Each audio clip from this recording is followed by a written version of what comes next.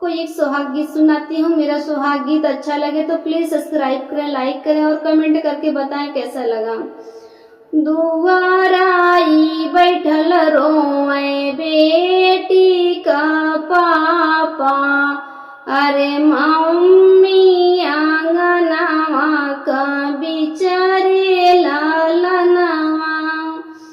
दुआराई बैठल रोए बेटी का पापा, अरे मम्मी आंगनवा के बिचारे लालनवा। डोलिया पकड़ी रोए वीराना भैया, अरे आजू बहिनी भैलू पराई रे लालनवा। अरे आजू बहिनी भैलू पराई रे लालनवा। जाओ ना मोरे भैया माई समझाओ, अरे पापा के लिहा तू संभाली रे लालनवा। अरे पापा के लिहा तू संभाली रे लालनवा।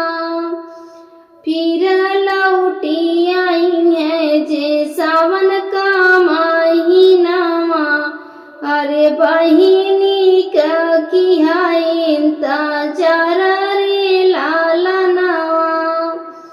अरे बहिनी का किया इंतजार रे लालनवा। लिहाली जनवा भैया दोनों एक गोखिया, अरे कैसन विधाता लिखे भाग्य रे लालनवा। लिहाली जनवा भैया दोनों एक गोखिया, अरे कैसन विधाता लिखे भाग्य रे लालनवा।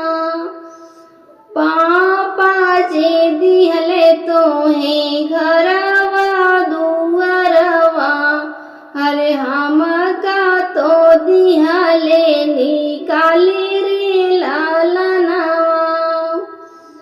पापा जे दिले तोहे घरवा दुआरवा, अरे हमका तो दिहले निकाली रे लालनवा। धन्य मोरे पापा हो, धन्य मोरी मम्मी, कई दिलो दुई आखरे लालनवा। अरे कई दिलो दुई आखरे लालनवा। जेही दिन भैया हो लिहाली जनमवा, अरे वही दिन लिखला पराया रे लालनवा। जेही दिन भैया हो लिहाली जनमवा, अरे वही दिन लिखला पराया रे लालनवा। जात बाटो बहिनी हो तुही दूर देशवा, अरे कई दियलू घरवा सुनसान रे लालनवा।